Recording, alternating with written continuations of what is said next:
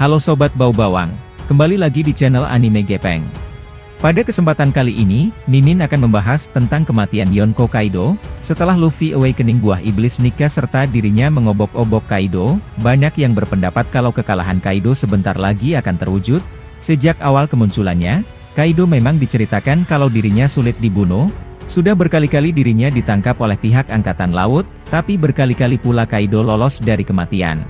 Kaido juga pernah mencoba bunuh diri dengan melompat dari atas langit, tapi lagi-lagi Dewa Kematian belum menghampirinya. Melihat dari beberapa informasi tersebut, besar kemungkinan kalau akhir arc Wano Kuni ini Kaido akan benar-benar mati. Yang jadi pertanyaan adalah, bagaimana cara Kaido agar beneran sampai ke akhirat?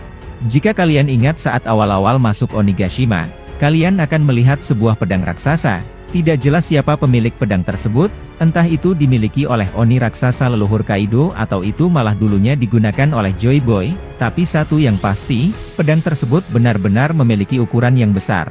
Sudah puluhan chapter dilalui dan pedang raksasa itu belum menunjukkan tanda-tanda kegunaannya. Pedang tersebut tidak akan menjadi properti atau hiasan Onigashima begitu saja. Banyak yang berpendapat kalau pedang raksasa itu nantinya akan digunakan oleh Luffy untuk mengalahkan Kaido. Jika kalian ingat, saat awal-awal memasuki Wano Kuni, atau tepatnya pada manga One Piece chapter 913, Luffy sempat berkeinginan kalau dirinya ingin menggunakan properti ala-ala samurai seperti armor dan juga pedang. Luffy pada akhirnya meminjam pedang dari Teng Uyama Hitetsu untuk awal petualangannya di Wano Kuni. Saat menghadapi beberapa anak buah Kaido dan Hawkins, Luffy sudah terlihat menggunakan pedang pinjaman sebelumnya meskipun tekniknya masih ngawur. Ketika Luffy melihat Okiku bertarung ala samurai dan menebaskan pedangnya dengan keren, Luffy sempat terkagum-kagum dan terlihat ingin menirunya. Pada manga One Piece chapter 919 juga ada petunjuk lainnya yang berkaitan dengan Luffy dan pedang. Luffy mengatakan kalau dirinya belum bisa mengembalikan pedang Teng Uyama Hitetsu karena dirinya belum menjadi samurai seutuhnya jika belum menguasai teknik berpedang. Melihat beberapa petunjuk tadi, sangat mungkin kalau Luffy akan menggunakan pedang raksasa yang ada di Onigashima untuk mengalahkan Kaido.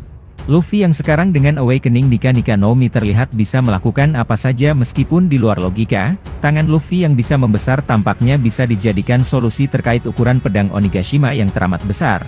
Pada chapter 1044 sebelumnya, tangan besar Luffy juga diperlihatkan menarik tubuh naga Kaido yang tentunya ukurannya besar pula.